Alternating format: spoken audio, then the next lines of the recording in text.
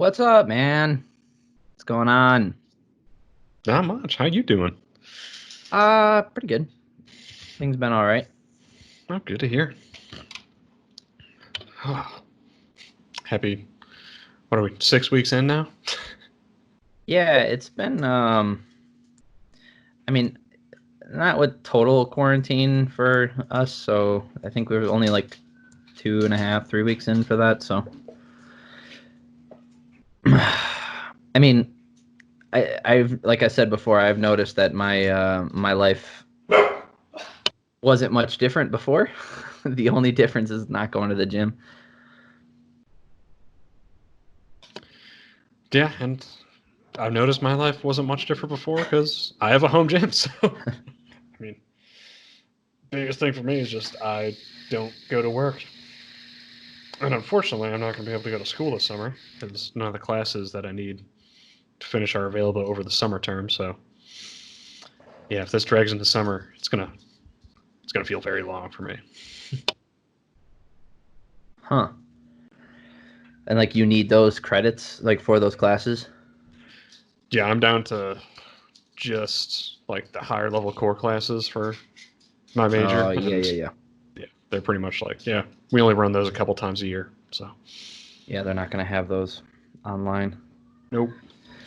I was lucky. The last class that I needed to take when I finished my last year of school, like I finished my full senior year, and um, I think I was 2 credits short of 120, or three credits short of 120. So I found a online class at COD, and like, so here's the deal: you're not allowed to take a 100 level class unless you haven't taken any class in that major in that subject at all. Like if you have taken any other class, like for me it was biology. But it really limited my choices because I'm a physics major. And I went to like a liberal arts school where we had to take from a lot of different classes. So Yeah. psychology was out, ethics was out, religion was out, language was out, chemistry. I was pretty much left with chemistry, biology, and I forget what else. But they had a bio like 100 class that was 4 credits, and I was like, all right, that's the one. And Nice. luckily, I was able to take that and get all the credits I needed and get done. No, that's not bad. No, Yeah, it's just bad. mostly I just wanted to be busy. That's my biggest problem.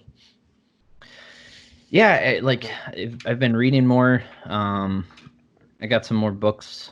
Uh, like let's see, I got some books on poker that I've been going over again. Um, Nice. I've been reading 33 Strategies of War again because I've realized like I went back into the book and I was like halfway through it already. I was like, oh man, I didn't realize I read this much.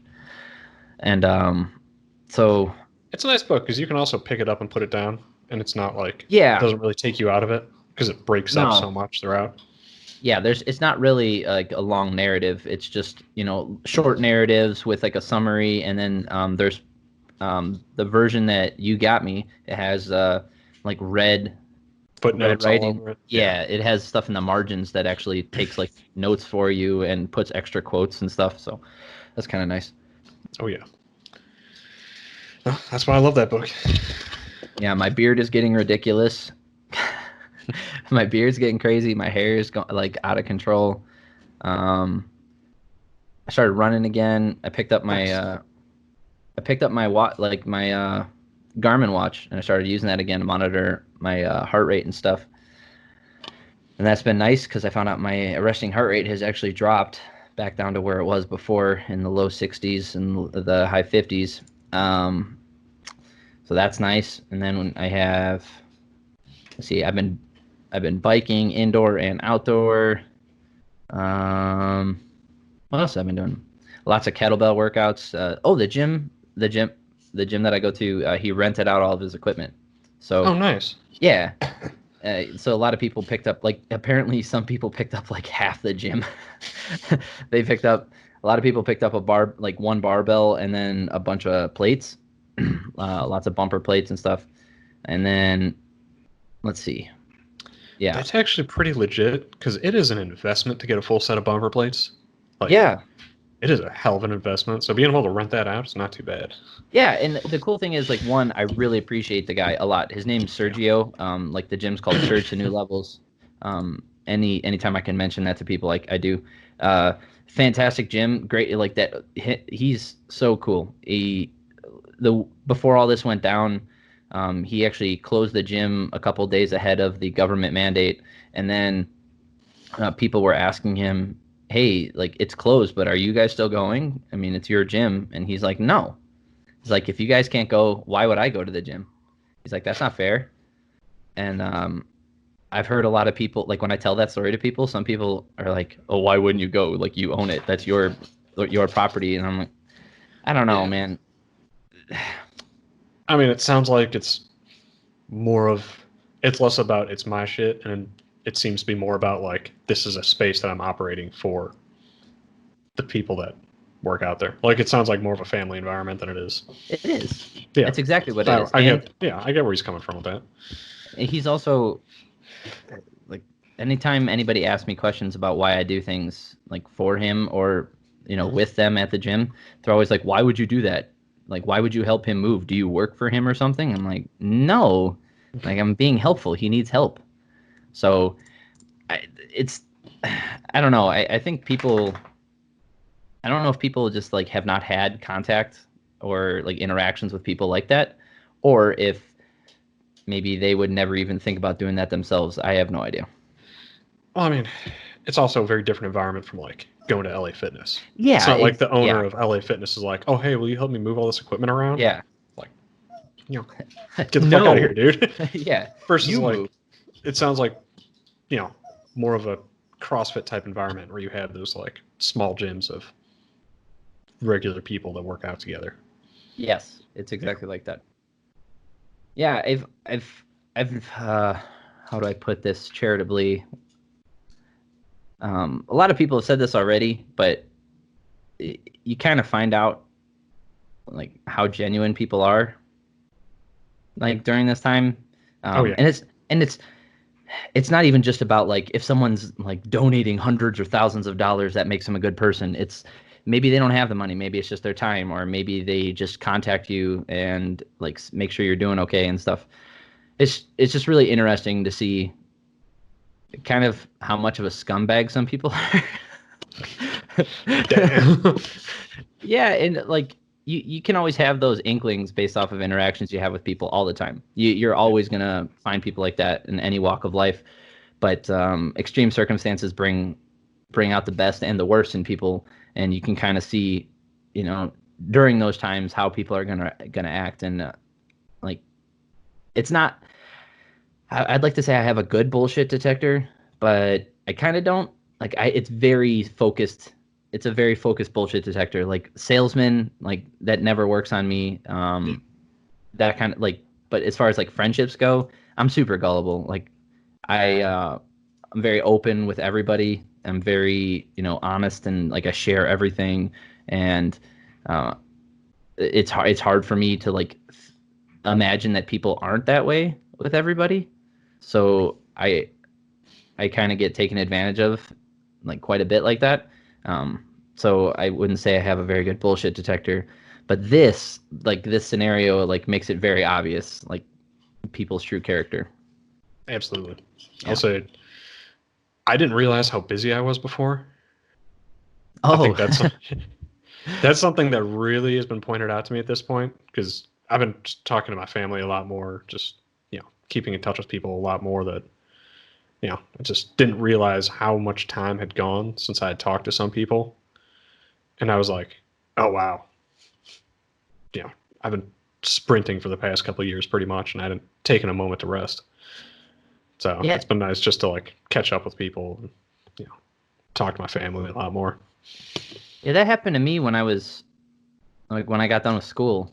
I had realized for the past 8 years at least, I've had at least two jobs at any given time. Then I was in school and had two jobs. So I haven't really had like a lot of downtime or like free time, and it kept me active, and I kind of got lost. That's why I got into video games again. Um, quite a bit right when I got out of school, something else to focus on. Um, so this whole like I said, not much has changed for me because I've already gone. I just went through this last year where I was like, man, I've got nothing to do. Yeah, I mean, I get where you're coming from with that. Yeah, I don't it's know. been well, it's just been really weird because there's so many people who are just like, oh, I'm so bored. I'm so bored. I have nothing to do. Like this is so, like you're just a boring person. You're just if you have to go and have other people entertain you to be entertaining yourself, you're a boring person. Not that that's necessarily a bad thing, but you can't blame everybody else and be like, "Oh man, my life's so boring. Why like All right, so here's my. I have some feelings on that, especially when people start complaining. I have some feelings on kind of two sides of that coin. One, people that are complaining about being bored at home, and then on the other side of it, people that are just turning this into a, kind of a productivity contest of like, look at how much shit I can do at home that's bettering myself. yeah, I that's think weird." I know. And I've had some good conversations with some other folks that I've served with, and basically the way that we kind of come to talk about it is like, think back to World War II style of everyone on the home front sacrificing. So donating scrap metal, like collecting that kind of shit, like making stuff from home for like Yeah, we're all that in type. this Yeah, together. like we are fighting back against something that is absolutely trying to wipe out as many of us as possible. And most of us are sitting at home, not actually fighting it. It's being fought by a small percentage of the population, just like you know everywhere we've been in. It's a small percent that fights it somewhere else. It's just most people aren't seeing the true effects of what this is and what it looks like on the front lines. But the best we can do is think about it like, I'm sacrificing right now so that person's life is easier. So the people working in the hospital near me have the resources they need to actually be able to carry out this fight. Yeah, Like people really need to think about it more that way and not just like oh, this is just a big hindrance on me. yeah, if you can help, that's awesome. And if you can't, you still can help. Like even if you're not helping directly, there's those great pictures again from World War II of like the little kid with the wagon filled with scrap metal or the kids I mean, there's a reason why comic books from like the golden age of comic books aren't around anymore. It's because all of that paper got recycled. Yeah. And there's great pictures, and it just has like the caption above it, like "I'm doing my part too," and it's a little kid with a red wagon filled with like aluminum Yeah. or steel scrap. And even if your part is just not buying up all the toilet paper at the local grocery store, like just Ugh. buying just buying what you need for yourself and your family and then practicing actual social distancing and like taking it seriously, then you're doing your part. That's all you have to do. Exactly. Is just take it seriously and understand that it's a real fight that people are going through. Yeah, there's a very easy way people can help with this, and it's it's highlighted very effectively, and people I think most people are adhering to it, so they're doing a good job. But it doesn't feel like you're doing anything. So I guess for some people, they don't get that that immediate satisfaction or gratification that humans are really wired for. It's more of it's passive. Like you're just not doing anything. You're helping by not doing anything, and it seems like counterintuitive. Yeah, and it's hard, but like, maybe we need to give out, certificates. Like, good job, gold star. I don't know. Just have Like, like a delivery service like go to people's houses like, hey, you haven't been out in a whole week. Here's I don't know, uh some energy drinks or some water or something. I don't know, something silly.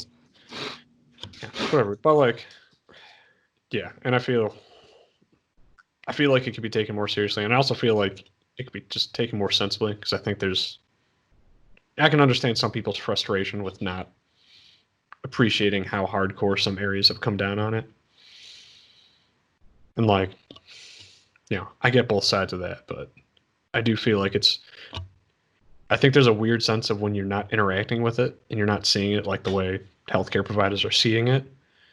it takes away some of the like intensity and fear of like what this could be. Like when you're not interacting with it and when you're not really seeing like the results, it's hard to contemplate in your head like this is a serious threat. I think that's, and it's hard to contemplate a serious threat over a long period of time when you're not seeing it. Yeah, so it's not super personal, but a little bit. So my neighbor, who is this awesome woman. Like she's been, in the neighborhood. She's been here ever since the houses were built in the neighborhood, and she's super generous and like really nice. And like the kids go, play, and she, comes out and gives them snacks and stuff. She's just a very nice woman. Her husband passed away on Monday from this, and like that.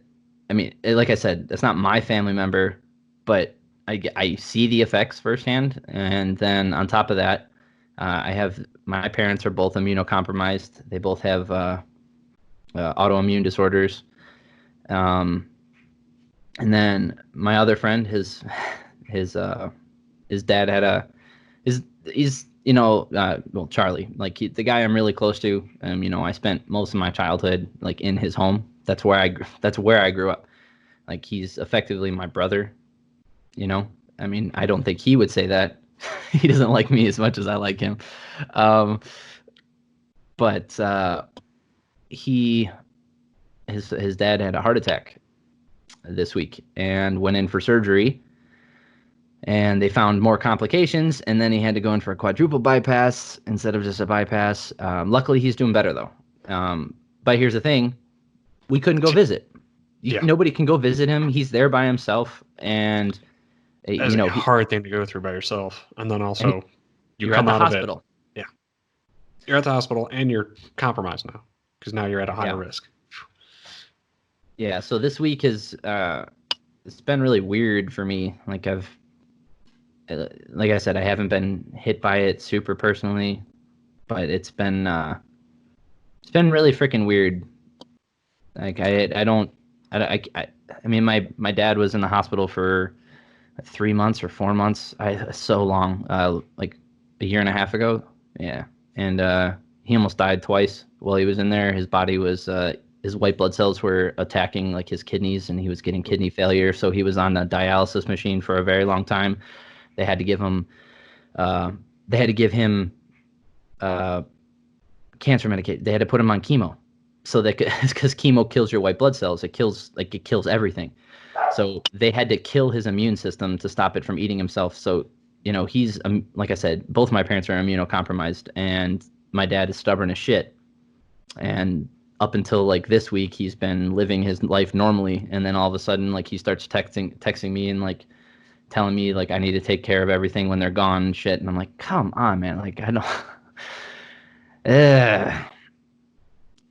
Like me being the oldest kid, like he thinks that like I'm by default the most responsible because like I'm the best choice of the three kids.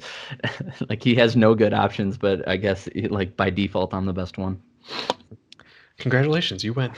Yeah, great. Winning by default. That's how I win most things in life. Being the least worst option.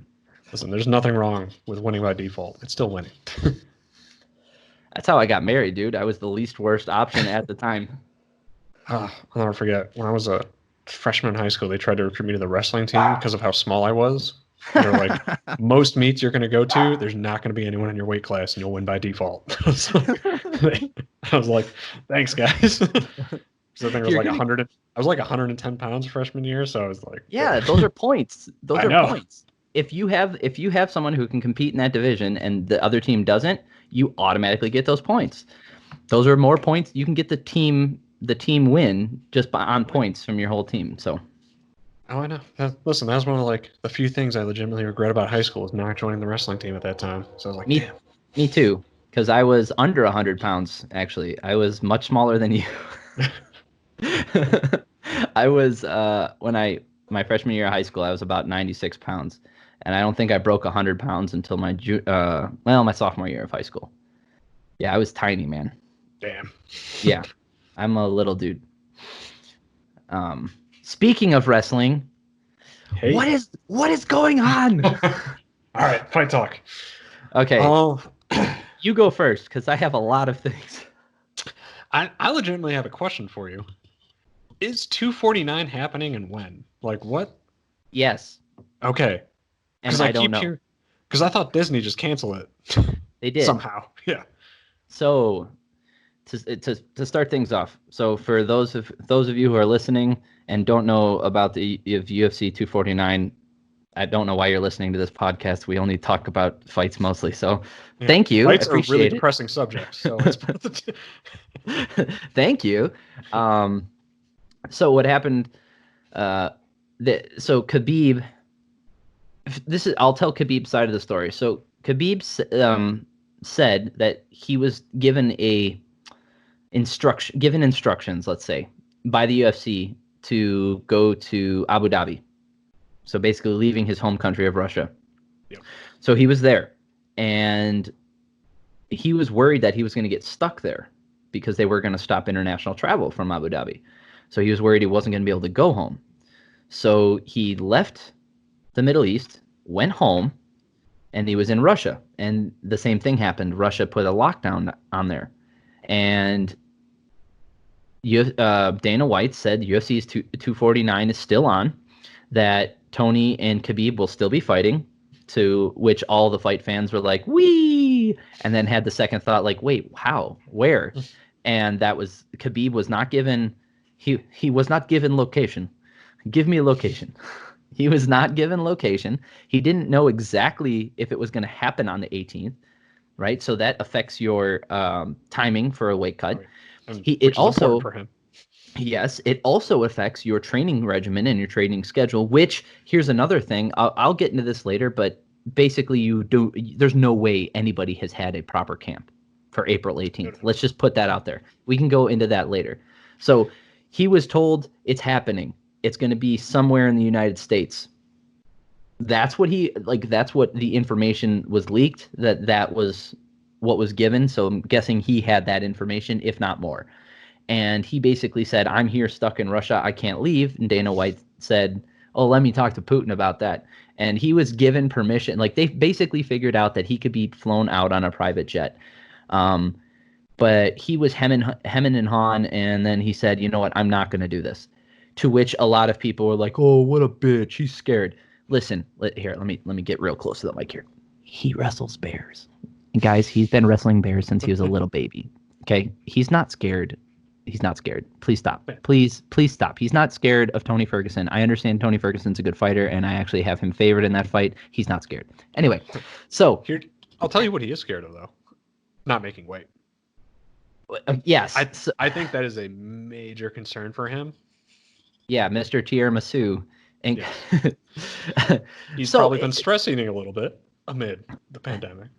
It's not even, he doesn't even have to eat. If you have stress, your body naturally tends to produce more cortisol, which increases weight gain and water retention, therefore increasing the difficulty of losing the weight to begin with. You don't even have to eat more. Plus, he's at home with, I'm guessing his parents are elderly, and he lives with his parents. Like, and I imagine grandparents, especially in that part of the world. He's got money, but he doesn't want his family to get sick or be away. What if here's the thing. Let's say he did come to the United States and then he got stuck here and he couldn't go home and something happened to his parents. How would you feel if you were stuck away from your family members who you live with and you effectively take care of? Maybe not, physically, but you're paying for things and you're supporting them. And they've been obviously a large part of your life growing up, especially with the relationship he has with his father, who is in his fight corner. Okay, it's like anybody calling him a bitch, you're being stupid. And I understand the fight MMA fans aren't the most intellectual when it comes to like being having something taken away from them. They feel like they deserve the fight. They deserve to watch the fight. Listen, you don't deserve anything. Like, this is not your skin. You have no skin in the game. Like,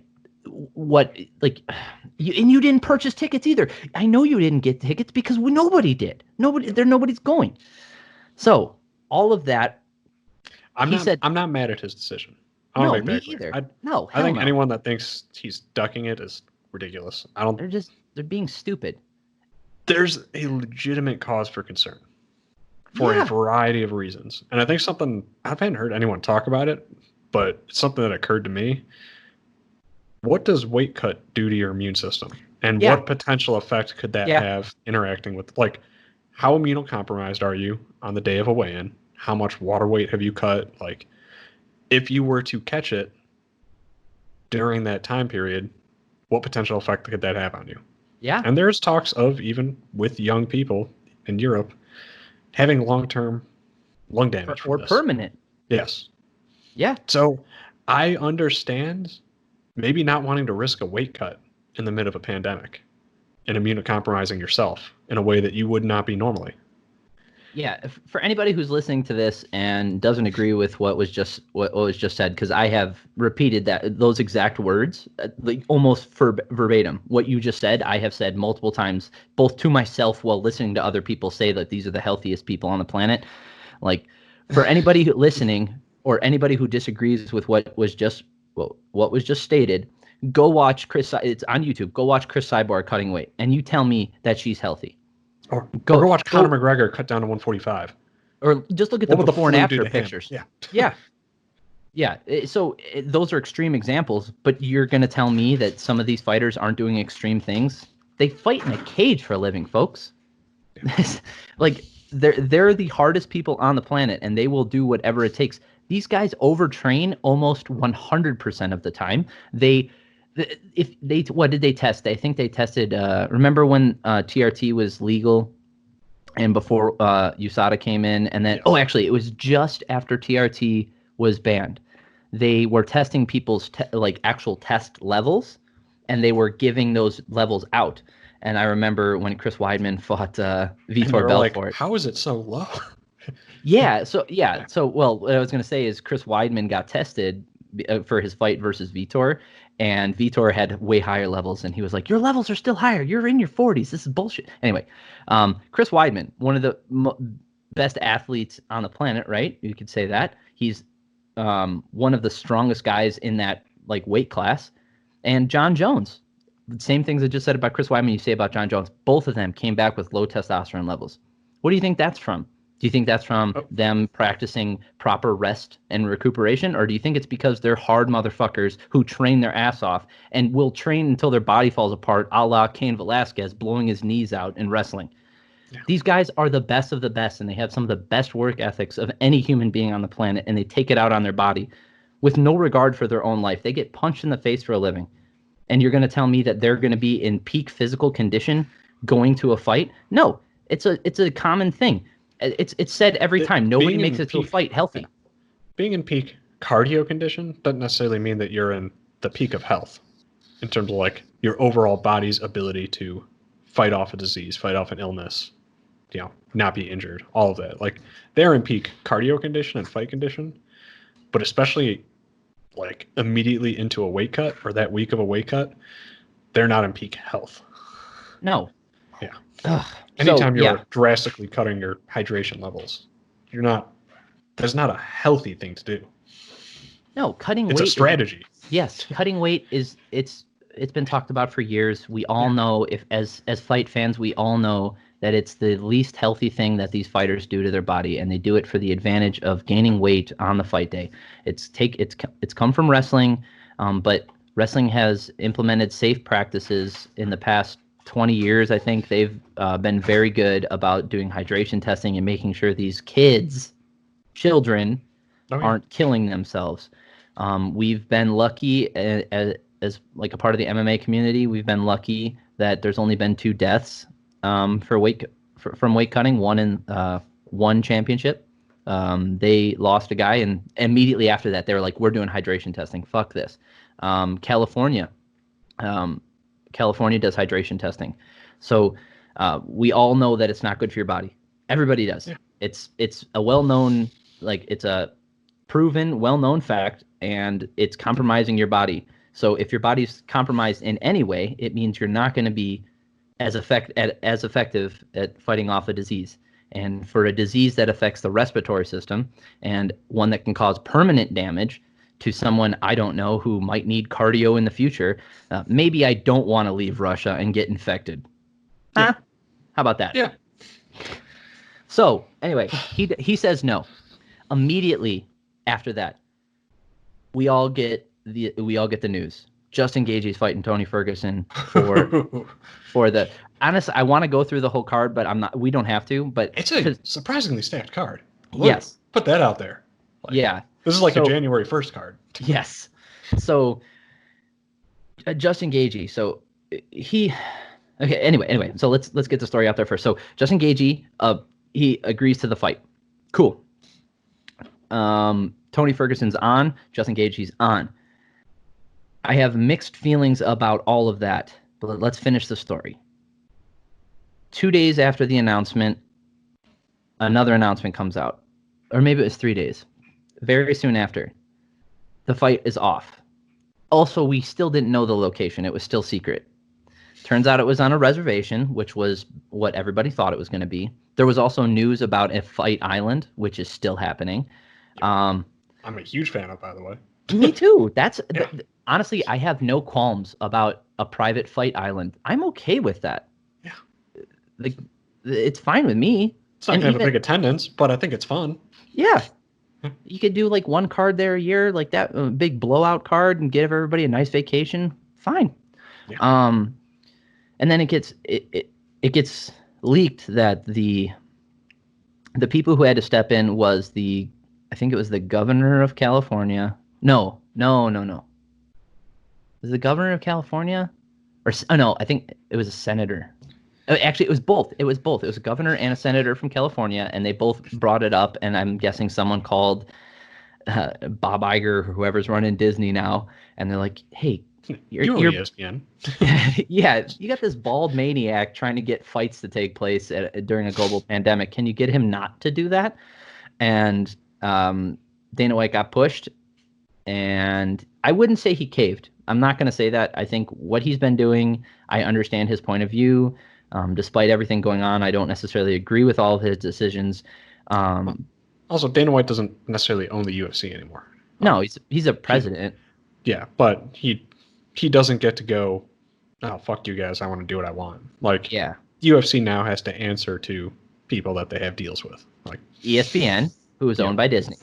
Yes. So the higher So ups. Yoel Romero is now a Disney princess.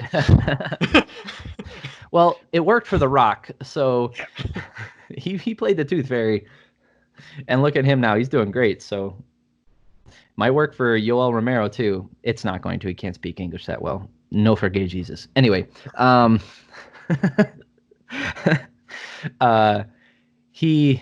Easter, everybody.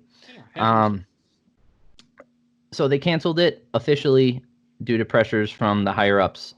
It does not mean it's not going to happen. The official date has not been set. They said they are working on Fight Island. They are building up the infrastructure on this private island. It has been I guess not leaked, but proposed. People are theorizing that it is Fuck Island, the island that what's his Epstein? Yeah. No. Yeah. Yeah, there's they would a not buy the publicity would not allow them to buy. But there's enough private islands out there. They wouldn't buy Fuck Island. I understand that, but nobody knows where that island is. Ooh. Well, yeah, and you wouldn't necessarily know that it's that island. I could see the UFC releasing where Fuck Island is just to prove that we didn't buy Fuck Island. So, well, they could buy it and then say another island was it. Anyway, so from my perspective, what looks like is going to happen is they're going to build up the infrastructure on Fight Island. They're not going to try and do the reservation thing in the United States anymore. It is too much of a liability for the state that's holding it, even though they are not technically involved, since Native American territory is sovereign land, therefore does not have to abide to any of the United States laws. And instead of trying to make it work within the United States, Dana White has openly stated that he wants to bring international fighters to the island because they might not be able to make it to the United States either. So all of that makes sense. I think that it's probably going to happen next month. maybe early or mid next month. They are very good at building a new state. They've built a new stadium. They did it in. They've done it in Abu Dhabi, I think, twice now. They also have to build accommodations, Yeah. gyms, like practice gyms for them, depending on how long they're planning on bringing them to the island. So the first event might be a little more bare bones because they don't actually have to have a full stadium. They don't have to have. No. They only have to have personnel like. It's just gotta look like the Ultimate Fighter, like Yeah, that. pretty bare bones, real bare bones type of deal. So I think for sure they can do that in a month, and it's the UFC, man. They moved an entire event 3 days before the event to another state. Yeah, Which I understand logistically was difficult, but it's not the same thing. But they have a month to build. Like they bring the octagon wherever they go anyway. So they can set that up if they have a ground like a solid ground and decent weather. They could even do it outside. They don't have to build a building for it, which would actually might be safer for everybody being in the open air like that. So I think sometime next month we'll probably get UFC 249. That'd be my guess. I agree. Or late this month. But here's I the could see thing. it being the last weekend of the month, like April 30th or something like that. But here's the thing. Tony Ferguson's still cutting weight. He's making weight on Friday, next Friday. He said he's doing it because he's Tony Ferguson and a crazy person, and he decided that he is going to cut weight regardless of the event. So is he going to cut weight now and then cut weight again in a month? It's Tony Ferguson, so he could. So I'm curious if he's going to bring him, like, because there's kind of levels to weight cutting. If he's going to bring himself to the point where he's like, at that point where like 3 days out, I can make this weight. So he's cutting a little bit more of like his body's weight and not necessarily his body's water weight. Like getting him down to what all that's left is that little bit of water weight. It's Tony. I know Ferguson. he's going to go fucking crazy. So here's the deal. Do they hold virtually the same event that they were going to a month later, or do they take the main event off that card, make another event the main event, and put Tony Khabib back on later this year after Ramadan in August? Yeah. September would be a pretty safe bet for having that UFC event. I don't know how much time Khabib wants after Ramadan. I don't know. I think he still trains during Ramadan. I just don't think he wants to cut weight during it because I know a lot of Muslim fighters do train, and they actually do compete during Ramadan as well. Faraz Zahabi, I believe, spoke to it. He said that they're depending on how strict your interpretation of whatever verse it's coming from or verses it might be coming from in the Quran or the Hadith. You can actually, if your job depends on it, you are allowed to postpone a Ramadan for yourself, and you still take place in all the practices, the sacrificing of like your of earthly pleasures, the donations, the praying, and all that other stuff. You're allowed to postpone that if your life depends on it. Which these people, like some of them, do not have the means that Khabib does. Like he does, they don't have $200 million in the bank, so they might have to fight, and a lot of fighters have. Like I think Bilal Muhammad fights during Ramadan. He's done that before, and he's the only one that comes to my mind. But Faraz Zahabi spoke to it, and he says a lot of fighters do that. Yeah. So they will drink water and they will live their lives relatively normal. And then after the event, after they're done fighting, which is their job, they do their job to make money so that their family can survive. And I know that sounds stupid coming from like a sports perspective, but these are not basketball players who have millions in the bank. They're not these professional athletes are akin to football players in the 70s who have to have like other jobs on the side.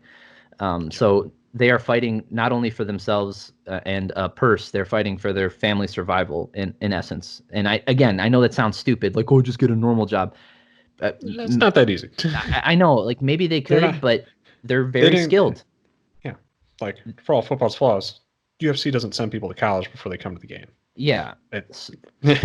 So, like I said, a lot of fighters do that. So Khabib could possibly do that, but I don't think so. I think he's going to wait. Historically he's waited, so we'll see. But But I would like to talk about Justin Gaethje versus Tony Ferguson. Even if that fight doesn't happen, I still think it's interesting. I'll let you go first. I hope it happens sometimes in the future. Like, all right, say Tony Ferguson loses to Khabib. Cool. The next follow-on fight I want to see is Justin Gaethje versus Tony Ferguson. Or, even if he wins, if Justin if Justin gets another win in the meantime, I would see that title fight. So, I want this fight to happen sometime in the future. Now that it's been teased, yeah, and it's just gonna be fun. I rewatched the Justin versus Michael Johnson fight. me too. It was on Yeah. ESPN, or no, it was on UFC. Yeah. Yeah, I watched that yesterday, and I was like, damn. Justin Gaethje is, for me, it's a little bit of personal fandom, because unlike a lot of these other underground fighters, which I did not really know, I followed Justin Gaethje because I watched a few World Series of Fighting title fights, and they were his, and I'm instantly, perplexed and attracted to his fighting style and his just mentality towards fighting, especially with his background in wrestling, being like an excellent collegiate wrestler, and then abandoning that completely for leg kicks and knockouts. So serious leg kicks. And he's also like legally blind, or he has terrible vision. Like, he wears glasses, dude. So this Justin Gaethje's story coming into the UFC, I've been rooting for him since before he came to the UFC. And now he didn't even have when I first heard about him and started watching him, he didn't have a Wikipedia page. So for me, like I said, this is like my underground fighter. Like, when everybody was in love with Eddie Alvarez from Bellator, I didn't follow MMA at the time. I was away from it. But I caught onto this train early, and I remember that Michael Johnson fight. I remember the build up to it. I remember if you watch Justin Gaethje's highlights, you can just search it on YouTube and watch it. The very first part is Michael Johnson being like, "So, did your mother fuck your brother to have you? Because I've never seen anybody as inbred as you." And like, you just see Justin the whole time just straight faced. And when they were talking back and forth, like, Michael Johnson's, "I hope you're ready to." He's like, "I am ready to die. I'm ready to die. Let's go." And because Justin does all of his talking in the cage, and he is the most purebred fighter. Yeah. One of the most. He's up there, because his attitude towards fighting is, "I love this. This is what I was born and bred to do this." Yeah. And he doesn't go, he throws caution to the wind every time he goes in there. He doesn't go in there to try and win a fight. He goes in there to destroy his opponent. So when he got rocked bad by Michael Johnson, and I was multiple like, times. Yeah, and I was like, oh no, here comes, like, this guy comes in, and he knocks Johnson out. Then he fought James Vick when James Vick was talking so much shit, like, because he had those excellent fights with Eddie Alvarez that went to the 5th round, that was going back and forth, and he ended up getting caught by a knee. He was destroying Justin Poirier's legs and making that a dog fight. And then I wouldn't mind seeing that fight again. In the meantime, me too. If Tony Ferguson and Khabib doesn't, or if Tony Ferguson, Justin Gaethje doesn't happen right now, run back Poirier and him, and then have the fight, or the winner of that fight. Poirier is supposed to fight. He's supposed to fight Hooker. They've verbally agreed to it. Yeah. So, which is fine. But after the Poirier knockout, he was like, you know what? Because, that's another thing that he would always say. He's like, the way I fight, it's only a matter of time before I get knocked out in the UFC. And he's like, the way I fight, I've only got 5 fights left in me. And he's like, I got 18 minutes. Yeah. Oh yeah, for this one. Yeah, dude, he's so honest, and he's so honest and earnest. Like, he's just like, what you see is what you get, man. He doesn't lie. He doesn't play up his persona. He doesn't talk shit like out of order. He doesn't try to make publicity for the fight. That's just who he is.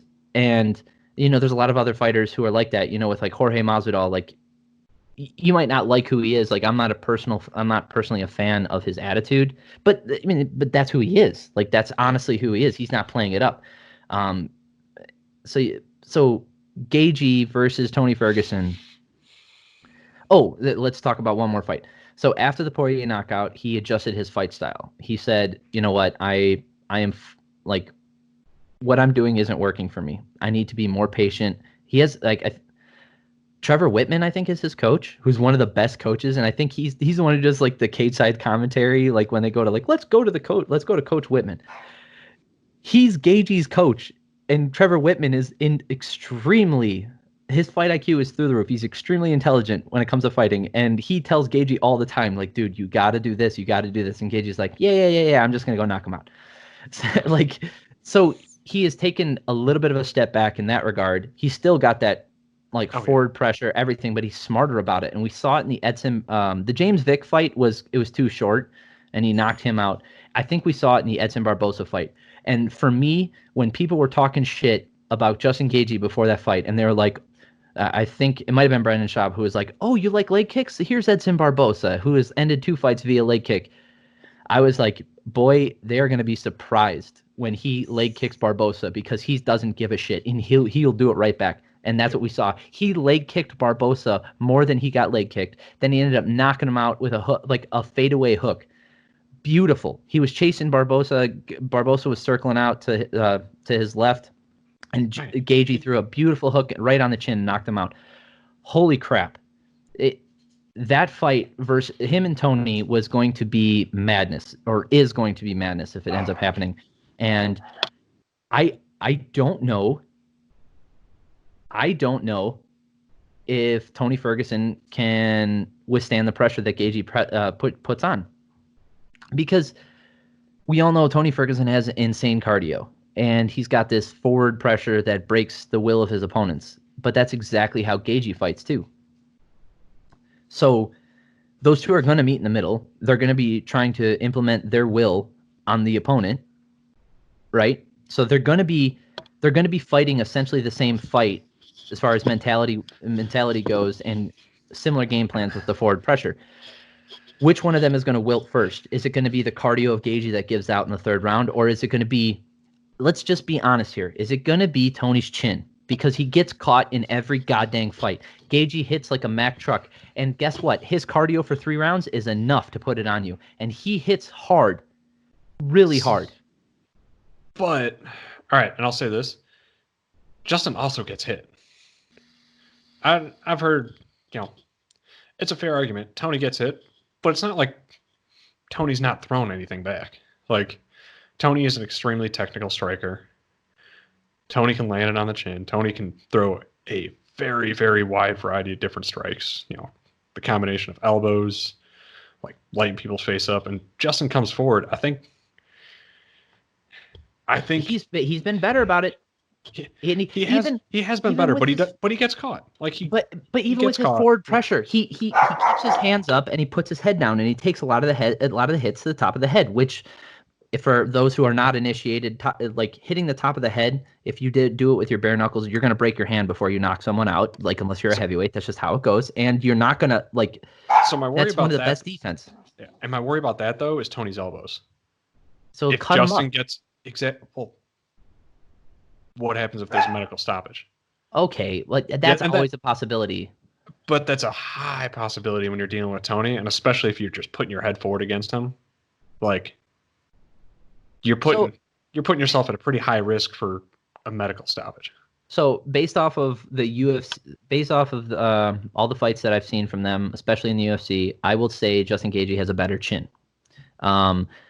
Tony has better cardio, and which allows him to recover, to take the punishment early on and to recover, because having a good chin is excellent, but if you keep getting hit on it, eventually it's going to crack, and especially if you have bad cardio and can't recover. Whereas if you have a good chin and great cardio, you can actually recover and get your win back, and that's how Tony fights. Here's the deal.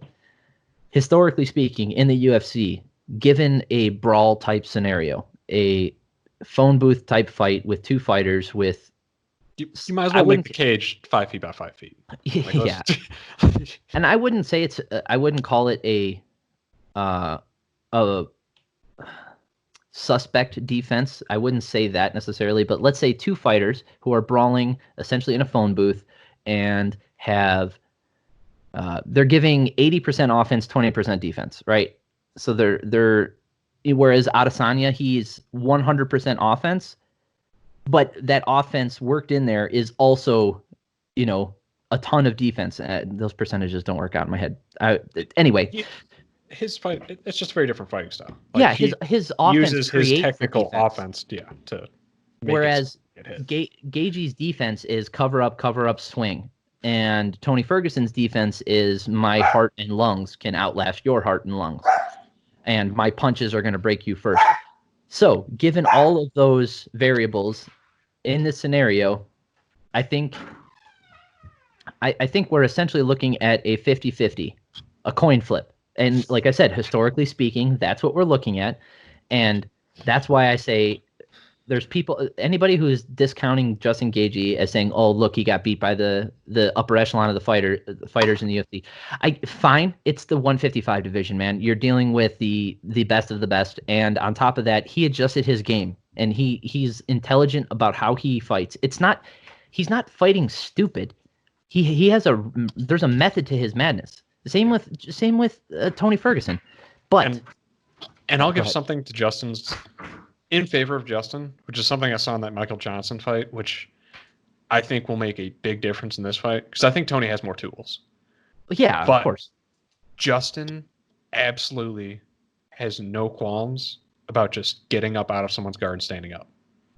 He's not going to play the ground game. No, he doesn't wrestle. Exactly. He's a capable wrestler.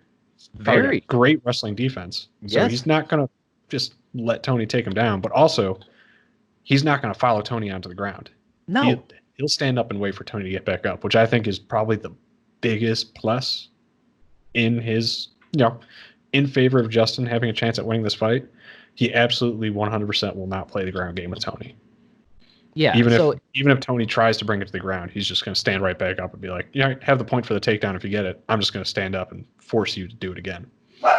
So again, like if you go back and look at odds, we're looking at Tony Ferguson, who you can say, yes, has more ways to finish the fight. He has more tools in his toolbox. But I would say that Justin Gaethje's tools, being his jabs, isn't bad, and he sets up his right hand really well, especially because he forces people into that brawl. He also has devastating leg kicks, which Tony had a problem with that against Edson Barboza. Barboza was able to really put it on Tony. Barboza also has questionable cardio. Even in a 3-round fight, he has questionable cardio. Gaethje is able to go into the 5th round. Obviously, we're talking about a cardio monster in Tony. So he'll be able to overwhelm you with his pressure eventually. But is he going to be able to last with those leg kicks? Like he'll snap. Honestly, I could see that fight ending with Tony busting his knee, and people saying, "Oh, well, he's been kicking pipes for the past year and blah blah blah blah blah." That's I get that, but putting force onto something and then having force exerted onto your leg from the side are two very different things. Listen, a pipe is not hitting him in the knee from the side. 1 and 2. He tore his knee apart tripping, and I feel awful for him about that. I'm not making fun of him, nor am I saying is he compromised because of that. But what I'm saying is, like, he's human. Okay, he's human. He's breakable. Like, his body is physically breakable. His mind is not breakable. His spirit is not breakable. But he is physically breakable, right? And Gaethje breaks guys. And you could say that about Tony as well. And here's the thing. Neither one of these guys you can't find a more mentally tough person. You might find someone who's equally mentally tough as these two, but you're not going to find anybody who can take more punishment than these two guys. These two are like the epitome of what you want from a fighter. And I'm super in a vacuum, not given any of these circumstances, not given the 5 failed attempts at creating this fight, not taking into the account the 12 win streak and Tony getting the title taken away from him and all of the other things, right? Taking all of that out of the equation in a vacuum, I love this fight. I really do. Oh, yeah. I'm super excited to see it. But all of that, all the hype I just put on it and how excited I am for it, I would rather not have it happen right now. I want to see Tony versus Khabib, man. Yes. Realistically, I love Justin Gaethje. I think if he goes up against Khabib, it's not going to be a close fight. I don't think that's a close fight at all. Especially I disagree. I disagree. All right. I think he gets taken down and just mauled. the way a lot of other fighters have been. Like that is a possibility, but you're dealing with the most mentally tough guy who hits hard, so hard, and he does. No one's ever tested his wrestling. So if someone had someone with a similar style of the push up against the fence, right? If we saw someone with that do that to Gagey, I would be more inclined to agree with you. But we haven't seen that yet. Let me put it this way: if the winner of this fight is going to fight Khabib, I think Tony has a better chance of beating Khabib than Justin. I agree. I think if you fought, Totally agree. I think if you fought Khabib against Tony 100 times and Khabib against Justin 100 times, Tony beats Khabib. I think Tony beats Khabib six. I like this way we've been. Yeah, 6 out of 10. Yeah, 60%. Whereas Justin probably more like 4 out of 10. I would lean towards a 50-50, but I totally understand that because again, his defensive wrestling, it's not in question because we haven't seen it tested. Like nobody with a similar style to Khabib, nor a wrestling forward style has faced Gagey in the octagon. We haven't seen that. All we've seen is guys who they say, "Oh, I'm not going to get in a brawl with him." Like Michael Johnson, kept saying it. Poirier kept saying it. Actually, I think Eddie Alvarez welcomed it. James Vick said it. Everybody was like, "I'm not going to get in a brawl with this guy." It takes 15 seconds, and you're in a brawl already. It's just, you can't get him off of you, dude. He will not go away unless you knock him out. He's not going away, man. Well, it mentally takes you out of your game plan too. It puts you in a frenzy. Yeah, when you start to feel that pressure, it's hard to It's hard to remember what your game plan is. And we have not seen that against Khabib either. Nobody against Khabib has ever taken the front foot and taken the initiative. They've all played counter striker and tried to avoid the things. I would say Poirier had it in his head that he was going to, but I don't think he executed it. Yeah, no, I don't think he executed what he wanted to execute. Poirier is also he's a black belt in jiu-jitsu, and he felt that was going to be one of his outs. It was going to be one of his keys to victory. And we saw it. He put Khabib on his side twice. He had to escape 2 nasty guillotines, essentially going into the fetal position. And we talked about that before. And you can't take that away from Poirier. I thought Poirier did an excellent job. I think he's been the closest to finishing Khabib as anybody in the UFC. I don't think Khabib is an undefeated fighter. I still maintain that one of his first fights in the UFC, he lost. But we haven't seen anybody do what Gagey does. We haven't seen somebody being like, dude, I don't give a shit if you want to move forward with your shit hop step crap ass wild swings. You want to swing on me? Go for it, Haas. I'll stay in the middle. You're not going to push me against the cage willingly. You're going to have to physically pick me up and put me over there. Otherwise, I'm going to knock your ass out. And that's what Gagey does. And I think Johnson also showed you can rock Khabib. Yeah, nobody hit him flush except for Johnson.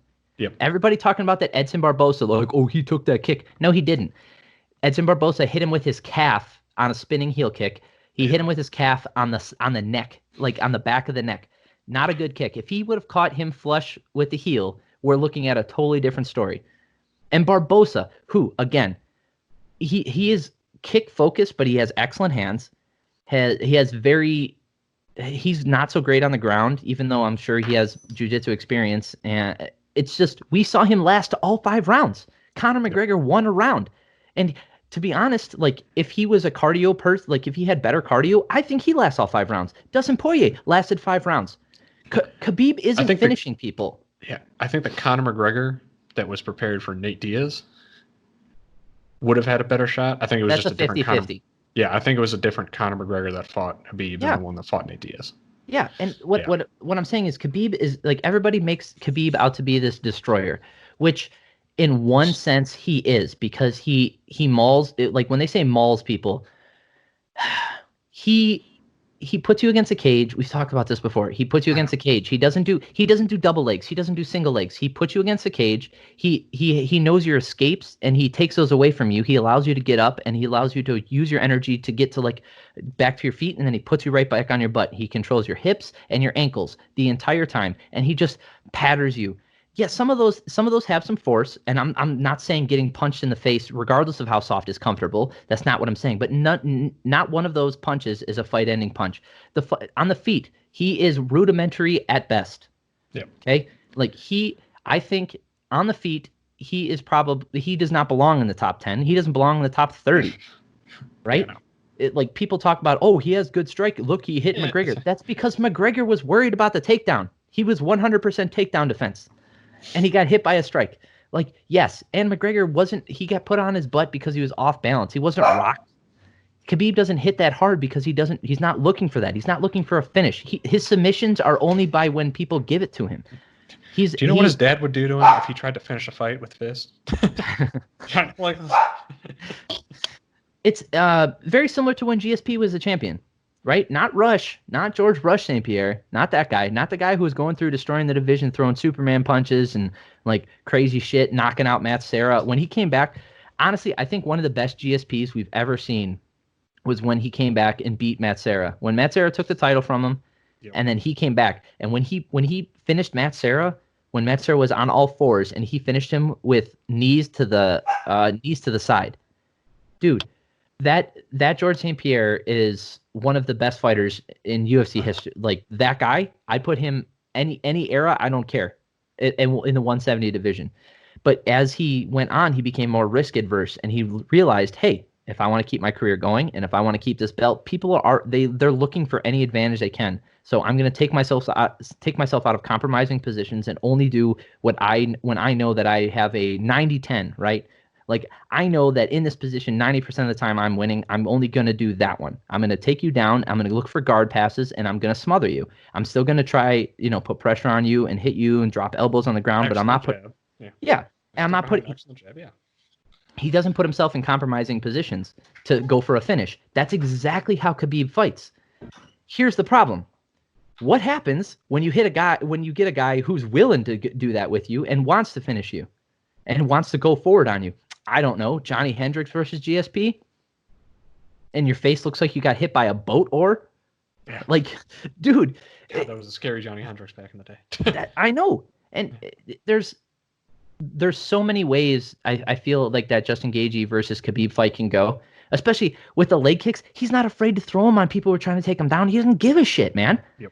I even think Donald Cerrone versus Khabib is a hard fight for Khabib because, again, Cerrone doesn't care about getting knocked down, taken down. Like, the people who beat Cerrone are people who take the initiative. They take the front foot, which Khabib does, but also have a striking focus and can finish him on the feet. Yeah. Who finishes Cerrone on the ground? Yeah, nobody. Yeah. That you think Khabib's gonna do to him what any of the like Justin Gaethje did to Cerrone? No. Absolutely. So there's, like they say, styles make fights, and I think Justin Gaethje's style and Tony's style, for that matter, Tony's style for Khabib is poison. It's poison. An aggressive fighter who isn't afraid to go to the ground, who doesn't care if you try to push him up against the fence, he's going to push you right back and keep his ass in the middle of the cage. Gaethje fights the same way. Like, these two guys, they're like the poison pill for Khabib, yes. And so he's going to have to pick. And granted all that, and I absolutely agree, Justin would give Khabib problems that he's never had to deal with. I still think it's a different animal, Justin on his back versus Tony on his back. Because theoretically, both of them during the fight, unless they get a flash knockout on Khabib, are going to end up on their back. And I think Tony off his back has a much better chance of winning. And here's the other thing. We know somebody who didn't get taken down by Khabib at will. And he did it on 2 days' notice. Al Iaquinta. That is true. He's a decent wrestler, good striker. Yeah. I would consider him more of a like a technical brawler. Like, Al Iaquinta is the upper echelon of the 155. I'm not going to take anything away from that guy. He deserved that fight on that night. Not that to say that he was the most deserving. I don't want to get in that stupid argument, or whether or not, like, I don't care about any of that stuff. Yeah. What I care about is Khabib was not able to do what he wanted to do, so he had to win by jabbing. He jabbed Iaquinta's face-off. Okay, that's how he won. Cool. That's very George St. Pierre-esque. We're looking at a guy who's risk adverse, who's not willing to put himself in compromising positions. But Iaquinta wasn't moving forward. Which is fair. Yeah, Ferguson's going to move forward. He will take. So is Justin. He's gonna. And Ferguson's going to take a pint of blood with him too. Yep. Like you better hope you've been eating your oatmeal cookies and drinking your orange juice, because like he's going to take some blood from you, man. He is. You're not going to get out of that fight unscathed. Yeah, just look at. I love the meme of just pictures of people immediately after fighting him. It's just like Tony Ferguson's last like 8 opponents, and they all look like they're from like a horror movie. Yeah, they just got murdered, all of them. Yeah. If they close their eyes, you'd think they were in a morgue. And we've seen people like I said, many opponents have hit Ferguson. Wheaties box. Yeah, Pettis put him on his ass. Yeah. We saw on short notice. Poop! I just rewatched this fight. Dang it! On short notice. Oh man. He's a wild Lando Venata. Haha. Lando Venata put Tony on his ass. Right? Edson Barbosa. I don't remember if he put him on his ass, but I know he was eating him up. Yes. I remember that fight. That was a closer fight than people give it credit for. That was a good fight. Yeah, he put him in. I think he ended up finishing it with a Darce. Yeah. Because Tony's hard to put away, and I'm not saying Gaethje's going to go in there and knock him out. Suitcase full of lethal weapons. Yes. That's the hard part. Yes, and all of them are really sharp. Yeah. Dude, his hands must be made out of stone, because when he hits people, they get like a different reaction. He's basically the Dexter of the UFC. He's just going to lay out plastic, and he's going to bring a suitcase full of knives, and he's just going to cut you up. Yeah. Do you remember? Eddie Wineland from Indiana? You might familiar, but I can't. Yeah. He's a really good fighter. Again, he's from Indiana. He fought. I don't know if he fought on the card that we went to together in Chicago, or is the other one I went to. But he's a crowd favorite around here. Like I said, excellent fighter. I actually knew somebody at North Central College who went to help him train for a fight, because he was a wrestler at North Central, and he actually helped Eddie Wineland with his wrestling. So I'm a huge fan of Eddie Wineland, and I used to follow a lot of the stuff that he used to put up. He put up this picture of his wraps before he got his gloves put on before a fight, and he had. So there's a rule in the UFC that you do have to have your hands wrapped. Mm-hmm. So he had like literally like a piece of tape like over his knuckles. Oh my god. He fought loose wrist, no wraps. Like Wineland never wrapped his hands. So that's why. That's what reminds me of like Ferguson. I'm like, when Ferguson hits people, it looks like he's hitting them bare knuckle, and they're getting hit by like a cinder block. Yeah, it's just this whole situation has made me because I mean, Brendan Schaub has been very adamant about like this isn't a big deal. Everybody just stay safe. Brendan Schaub hasn't said anything what I would consider like socially irresponsible. He's said things like, hey, if you're 65, stay home. Hey, if you're, don't go hang out with your grandma. Like, but if you're 30 and you're in good shape, you're probably going to be okay. So he said that quite a bit. I don't agree necessarily with everything he's saying, but he's very pro the UFC putting on fights. And then you've got Luke Thomas on the other side, who has been what I consider a voice of reason, saying like, hey, I understand that they might be able to do this, but he brought up a ton of concerns, and he was like, all these fighters are going to get tested. Wouldn't we rather test other people in like another field of work that might need these tests? Like, I don't know. One of the people I train, she's a nurse at the VA.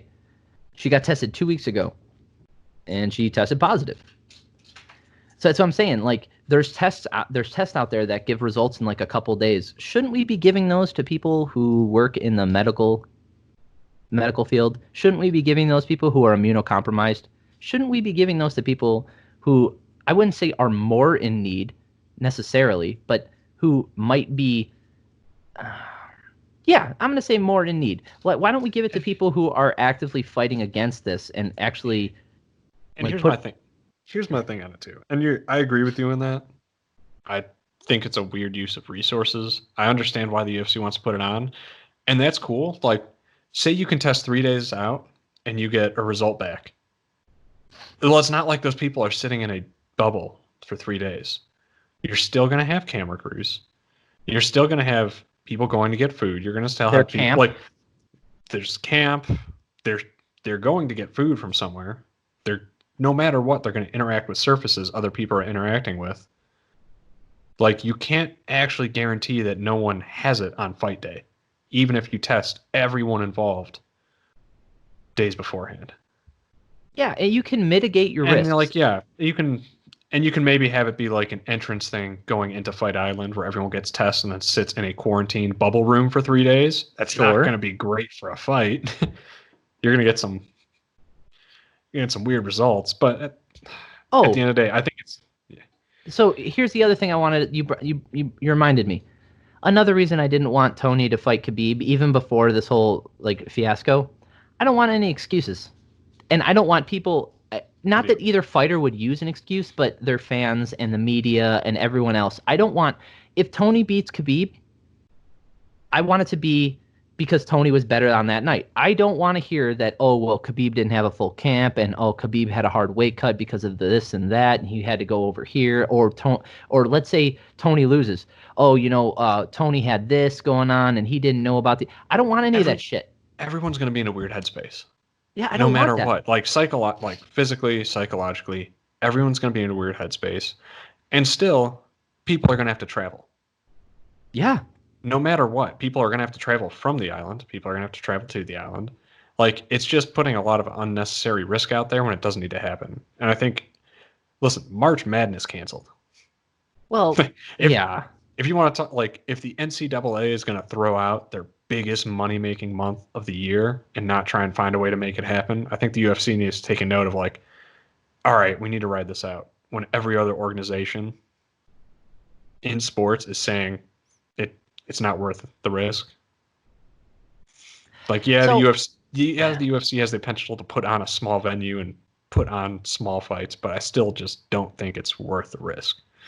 So I agree with you. I'm not gonna disagree with what you said, but I will say that the UFC does have more anonymity, yeah, than a lot of other professional organizations. They have a lot more freedom. They have a lot more flexibility. They don't have to have 11 people playing 11 people. They don't have to have 45 people standing on the sideline. They don't have to have in large camera crews. They don't have to have an entire stadium. They need 25 feet in an octagon shape. They need a minimal amount of room around that, right? And at minimum, they need 2 people in the octagon.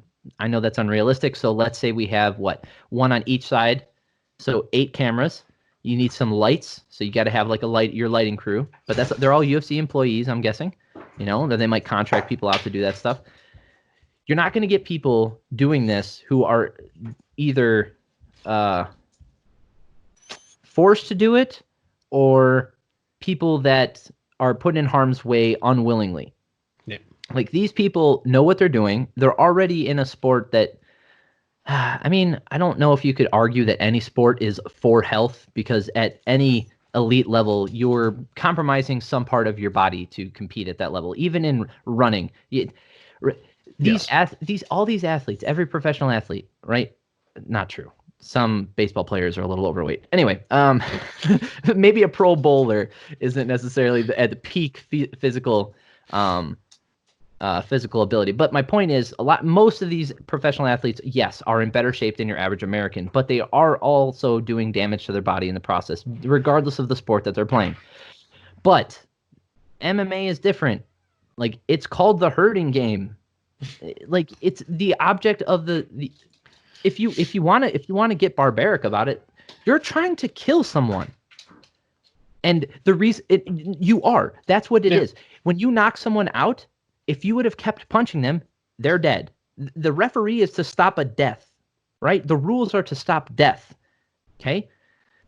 When you strangle someone unconscious, if you hold that choke, they're dead. If you break their arm, they have one less arm to fight. They're going to die. You're trying to kill the person across from you. Yeah. The What object is Michael Venom Page almost did to Cyborg. oh my god, the crushed skull. Oh, Yeah. I've never seen. Oh, Let's be honest, that can happen in any yes, fight, and it could yes, happen worse.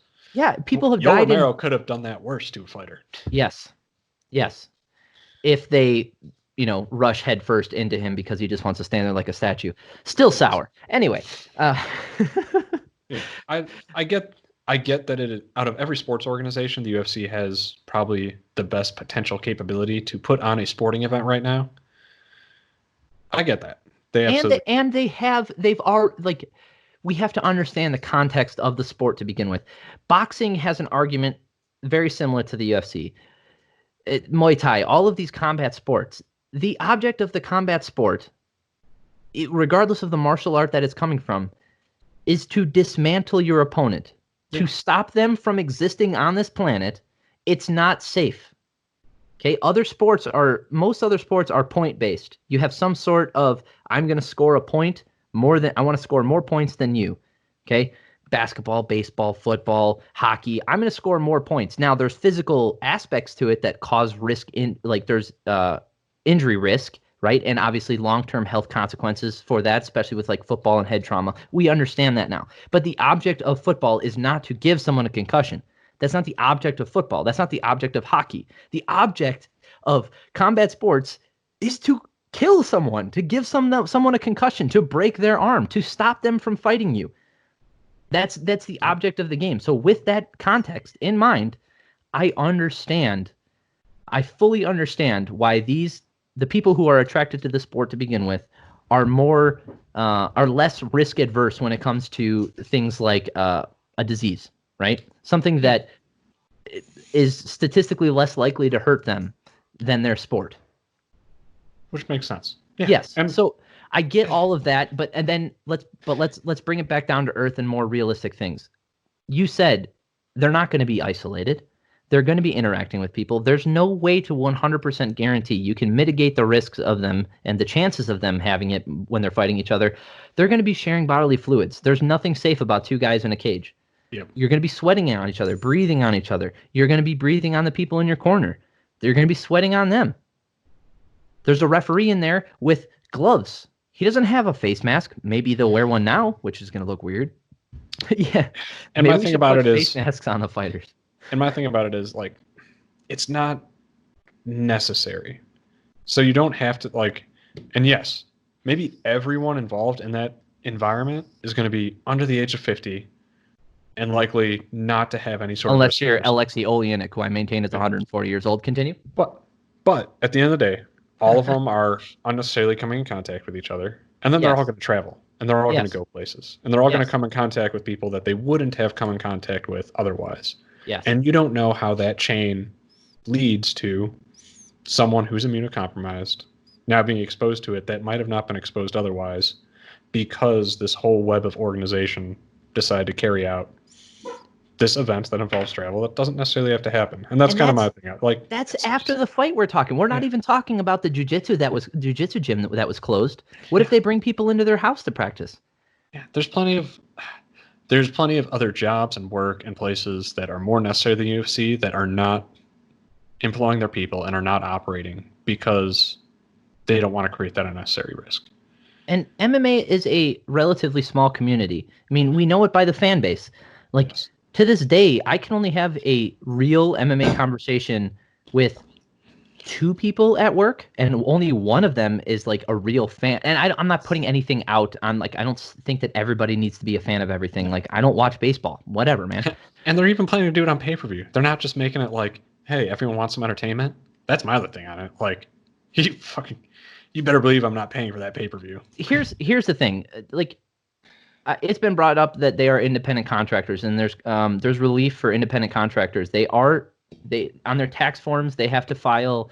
They are 1099 contractors. That's they are considered, or they are able to get this relief. There's a fund out specifically for independent contractors, so they're able to get that. I think the UFC should also give them some sort of stipend, Just a livable stipend for a small amount of time. And What then you would ideally make in your price range from fighting twice a year. And well, here's the deal. Whatever your fight price range is without any bonuses or add-ons, what would you make from fighting twice a year? In an ideal world, that's what I would do. But Yeah. let's go from a business aspect here. The top fighters in the UFC are making decent money. Not necessarily life-changing money, but we're talking, 50 grand for a fight. Yeah. 20 grand for a fight, 30 grand, right? And a lot of that money gets spent in the camp and the buildup and the food and all that other stuff. And I understand that. I'm not saying that these guys are rich, but they are more well off than, let's say, number 500 on the roster. So why don't we do this? Why don't we put on fights with the lower ranking guys, put them on for free, like build up these divisions, see if we got some good prospects, and maybe, put like a good event, just make them like we did a fight night card. Just do fight night cards for free, like they normally are, with one decent headliner, right? And just put on fights. Who are they competing against? Nobody else is putting on fights. No one's putting on sports in the United States. So like, let's get if everybody is really concerned with, these fighters want to fight. I'm sure. You know what? I think some of them do want to fight, but I guarantee you, all of them want to get paid. They don't. A lot of them aren't fighting because, like, hey, I look at Anthony Rumble Johnson. He said it multiple times. He's like, I don't like fighting. It's just I'm good at it. You would almost have to break it down and do local cards, though. Like, you'd have to take two fighters that are based out of New Mexico and have them fight in New Mexico. Because at the end of the day, you can still take them to the island, take them to do all the other things, but do a smaller scale fight the same way. They're still on the UFC roster. You're still looking at building prospects. You're still building up divisions. Yeah. You're still putting on a fight night card the way they normally do. Look at that Brasilia card. You gonna tell me that was a blockbuster? Bullshit. It was a good card, but it's not. Nobody's spending $100 to watch that card. Okay, and the card that they were gonna put on. Yeah, I'd pay $100 to see that card. It was fantastic. But the thing is, if everybody's saying like, oh, we have no competition and we want to be the first ones back and blah blah blah blah, that's fine. And I'm not saying that they should change their entire business model. But the people struggling the most, my guess, would be the fighters either lower on the roster, although they might all still have normal jobs. I bet you kind it of would the be mid-tier, middle. Because those people folks that are right on the edge of being top 10, and then like some of the folks that are ranked like 8 to 10. Like, yeah, if you're ranked 8 to 15, you're probably struggling a little bit. So yeah, let's give those guys fights. Let's put them on these cards, and let's make them free. Let's get their names out there. Let's put them on ESPN proper. Put them on regular ESPN. They're not putting anything else on. What do they got? Replays of the pro bowling from 10 years ago. They were putting on goddamn arm wrestling championships and shit. Like projections for a virtual draft. Like that's yeah, like are you kidding me? Just give us if what you're saying is what you really believe, that people want content, then give them content. That's fine. But why do you have to put on a normal card and then charge people for it? Those are conflicting ideas. Yeah. Yeah, and that's kind of, I'm on that side of it too. Like, I don't have the desire to try and like force in a very high level pay-per-view with a lot of moving parts that are going to kind of disrupt. I don't know.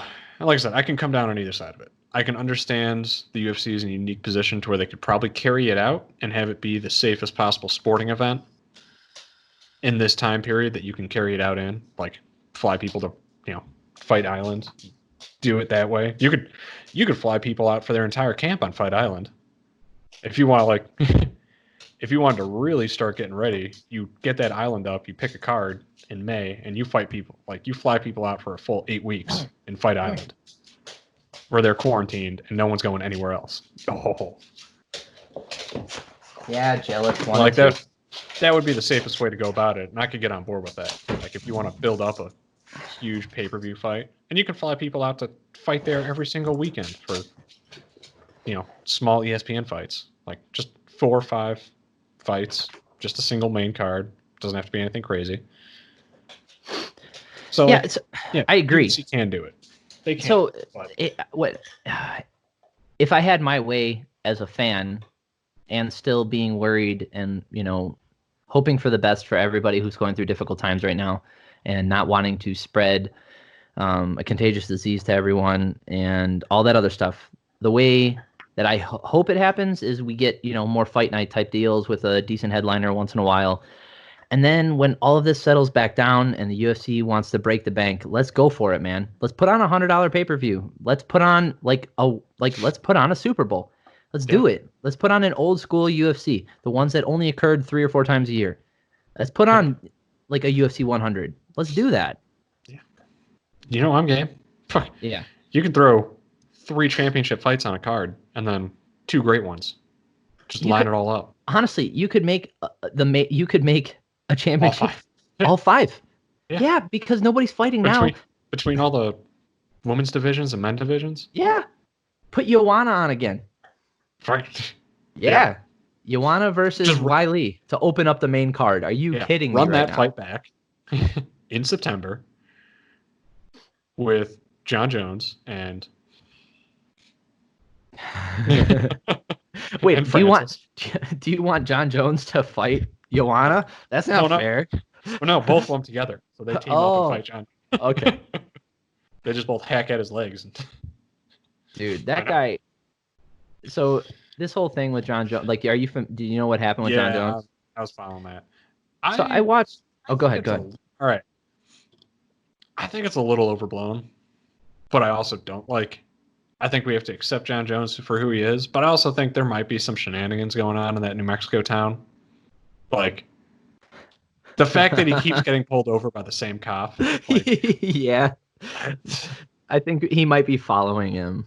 Yeah. Maybe just I wouldn't be surprised if John Jones' lawyers fight back from a perspective of him being personally targeted by this guy. He already got off. He has a house arrest for 48 hours or something crazy. He has some. I think he has to do public service or whatever. Huge service, yeah. Yeah.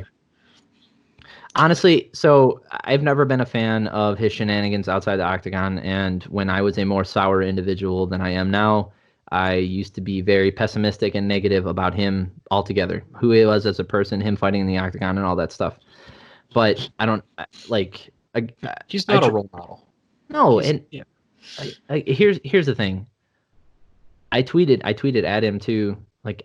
I just want him to be. I want it. He has a family now. He has a family. He has people to take care of, and he needs someone in his life to really help him because something's wrong. You don't do the things that he's doing at the age that he's doing them at with the life experiences that he has had unless you have problems. I don't know what those problems are, and I just want him to get help. I want to see him back in the octagon. I'm over all this stuff. Strip him, get rid of all. No, have him fight. I want to see him. He's the best in the world right now at the light heavyweight division, and I want to see him. The thing that I'm most worried about is what drugs was he going to buy? Because that's when you're at that level for certain drugs, I feel like he's got to have a guy that goes and gets them. But the fact that he's going to the sketchier parts of towns trolling for him, that's where I'm is there a meth thing going on? Or is there that's what I'm worried about. Is there something more serious? Is there a more serious drug problem than obviously cocaine is and can be a very serious drug problem, but is there something harder than what he's normally been taking? Yeah, here's the thing with cocaine. I've never done it myself. I have no interest in it because it's not one that entices me based off its effects. I also have a very addictive personality, so I don't see that going well for me. Also, I don't hang out in situations where that becomes a common occurrence where I get offered that. I don't think I've ever been offered that, honestly. When's the last time that you and me partied? Let's be honest. What? I haven't. Oh yeah. Ashley just told me I don't need to be any more up than I already am. Yeah, I don't need stimulants, definitely. But the last time I went to a party, even where I drank heavily, was a decade ago. I drink at my house. Yeah, I drink I've been drinking like an adult for the past decade. I can't remember the last time I can't remember the last time I college drank, where it's just get hammered. I bought a house so I could drink in it. Yeah, I can do all my stupid stuff in my home.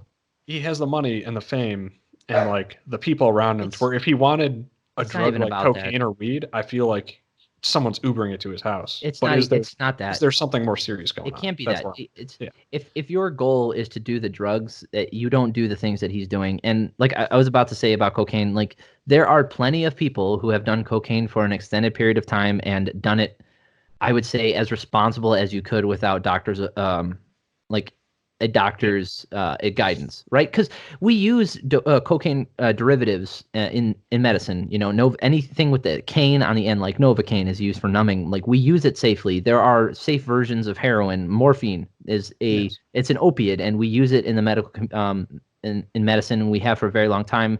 In the correct dosages, it's very effective at what it's used for. There's no such thing as a safe drug. Okay, there's no such thing. There are safe dosages of drugs, and given proper guidance and education about those drugs, you can use them effectively to get what you need out of them. So, and I'm setting this up because like I don't when I was growing up, like it was like any drug was bad. I was, the DARE program came around, like Oh yeah. cocaine and like weed is gonna kill you, and like we were just lied to as kids, man. That's not Yeah, that was true. weird. Like like first of all, cocaine and cannabis, not equal, not even close to equal.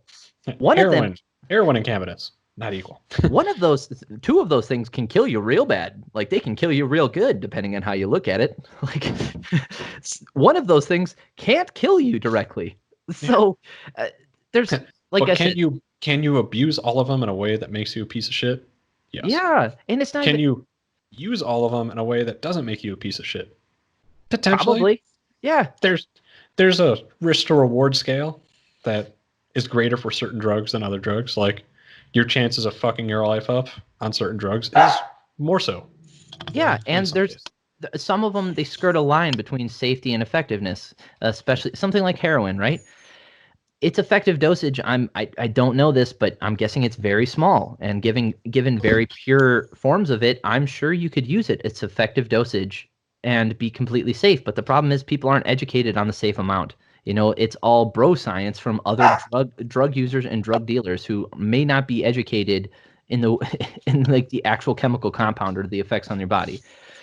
So all of that being said, like him using cocaine, like I roasted him before for using it and calling him a scumbag. I honestly, I'm past all that. I don't even care. I think there's something wrong with him, and I really hope he gets help. I don't wish any evil on anybody. I don't want anything bad to happen to him, and especially he has people to support now. He has kids. I think he has 4 kids. Like those people depend on you, man. And somebody needs to get to him. And I don't whatever is going on at Jackson Winklejohn, that whole mess, that whole like all that shit with people leaving and telling them like this camp is poison and all that other stuff, man. I'm guessing they're all yes men. I'm almost positive, and that's Everyone's why. just bending over to John's needs and And wishes. I Yeah. I think it's been pretty evident when people talk about that camp. Like if John needs something, everybody stops what they're doing and does whatever they need for John. And you know, someone's got to tell him no. Someone's got to go up to him and be like, dude. And I know that's hard for one of the baddest men on the planet, the guy who could literally kick 99.99999% of the people's asses on the planet, like on any given day. I understand that, but someone He someone kind has of to needs look out someone for like him. Khabib's dad. Yeah, he needs a He needs a figure. he needs that coach that he has that level of respect for. That Habib's dad can tell him this is this is not how you're gonna fight. This is how you're gonna fight. And Habib listens. Like John, no one is telling John Jones this is how you're gonna fight, and John listens. So John's gonna I go out there and do whatever he wants to do. I have a little bit of inside baseball information on probably where he got his cocaine habit and why he started doing that stuff. My dad, so there's a guy named Izzy Martinez who is a wrestling coach in Chicago. And he was like a lot of Winklejohn fighters, Jackson Wink fighters come to Chicago to train with him. Like Holly Holm did, God, Yair Rodriguez did, John Jones did. And my dad knew Izzy growing up.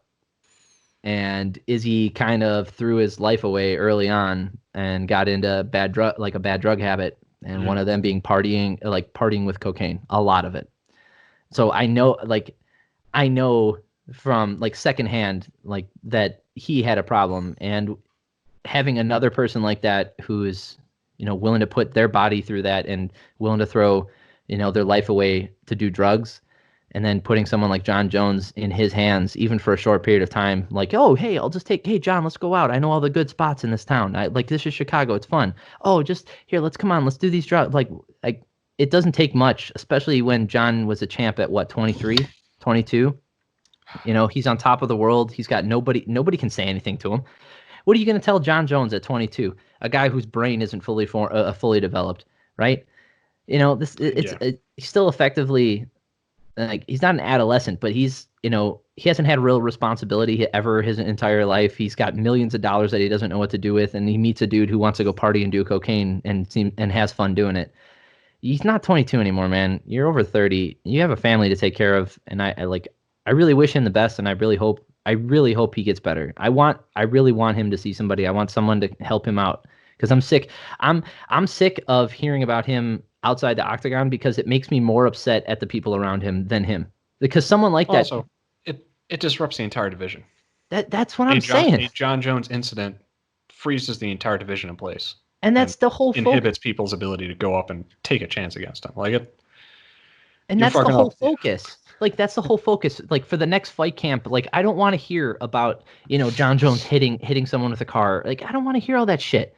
Okay? I don't care. It doesn't, like, if you want to party once in a while, that's on you, man. You have fun. Okay? But the people around him at this point, I think, are more responsible for his actions than himself, because he clearly has demonstrated that he does not have there is something wrong with him.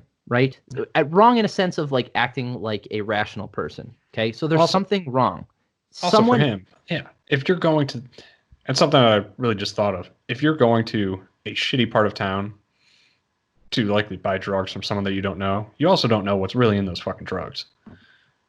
So are we going to get another testing issue when it comes to John Jones? Yeah. And he's just going to say, oh, well, I have a drug problem and I bought a bunch of drugs from homeless people and I have no idea what they're cut with. Like, Is that the next? That's not even safe for him, man. What are they? I know. What is? I know, but like from that perspective, like, what are you doing? It's like some. But it's not. I honestly think, like, I know, in especially in the United States, it's really easy to point the finger at an adult and say that they're responsible for themselves. But we also understand, that people have mental disabilities, but they stop at a certain point, and then we think, like, oh, if you can have a job, then you can take care of yourself. That's not true. No. Okay? Just because you don't have autism or you don't have Down syndrome doesn't mean you're not mentally unstable and unable to take care of yourself properly, especially given the means that he has. Like, somebody, I'm dead serious about this. Something fucked up is going on there. Like, somebody needs to take care of him. Yeah. Some way. Like, I don't know if he needs to see a therapist that he'll actually listen. I think, what did he do? I think he remember when he went to rehab and he was there for 24 hours and he's like, yeah, I got everything I needed out of that. No, you fucking didn't. No, you didn't. That is not what a rational human being would say. I almost think he needs to lose. Like, it's probably a mentality where it's almost impossible for him to take a slice of humble pie because he's never really been humbled. Like, it would probably take a serious, like, legitimate loss in the UFC for him to probably deal with a lot of the problems, because I imagine his continued success in spite of everything is not helping him. Yeah, that's what I think DC called. I think DC coined the phrase. He calls him Teflon John because nothing sticks to him. Like, he gets out of trouble every time. Like, even in the octagon, nothing sticks to him. Your punches don't land the right way. The judges always see it in his favor so far, and that can give you an air of invincibility. Yeah. And if you already are somehow mentally unstable or slightly unfit, just a little bit, right? You just have a bad mentality about yourself. Like, even if it's just slight, right? Like, let's take me.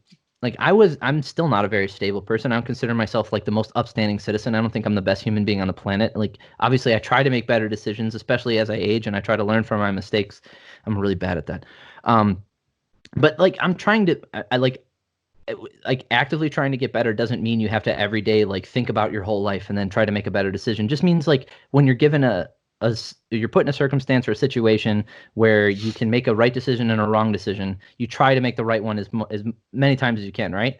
So Yes. the older I get, the more times I try to do that. So that being said, if I was 18 again and given the means that John had when he was a kid, and I never lost, not like in a sport. I just mean didn't lose in life. Like Yeah. nothing affected me. I could wrap a car around a pole. I could drink and drive, and just nothing ever happened to me. Dude, I would be a complete piece of shit. I would have, The, I would be the worst person. how his mind has to go through a decision making process is probably just broken. Because That's like what he I'm just doesn't saying. have that frame of reference of I'm going like something bad is going to happen because I did this. And I don't Like when think a he hits those loss. crossroads of is this a good or is this a bad thing for me to do? Like there's not he's not been shown in life that like He's not this is a bad rewarded thing. for good Yeah. decisions or punished for bad decisions. He's only been rewarded for He is both. plenty. Yeah, as I said, he's been plenty rewarded. That's That what I is not mean. enough. Yeah, He's only been rewarded. He has not been punished like severely for any of his bad decisions. And over enough time, like just Pavlovian learning, man. yeah. You just if you if your dog if your dog pees on the carpet and you give him a treat for it, what the hell do you think he's going to do next time? And I know I'm not comparing the psyche of a human or nor John Jones to a dog. That's not what I'm doing. I'm just saying We all Pavlovian have training lizard technique. brains. Like we all we all have a sense of like functioning bias. We all have thought process. We all have learning behaviors. Like it. Look at It's a fair. Yeah. casino. Look Yeah. at what a casino does. A casino, they are specifically designed to take advantage of our immediate gratification and our reward system. They they found like through many studies, not this Yeah. has nothing to do with gambling. This has to do with like rodent studies. They've done it on humans as well. If you reward someone every time for something, the what's the feel good chemical in your brain? The response Oxytocin or serotonin. serotonin. The Okay. serotonin response that you get from a reward after a certain action every time, if it's rewarded every time, the serotonin response goes down and it levels off. That's why rewarding someone for getting good grades every single time doesn't necessarily improve their grades over time. So paying them $1 for doing something every single time. So you either have to increase the reward, right?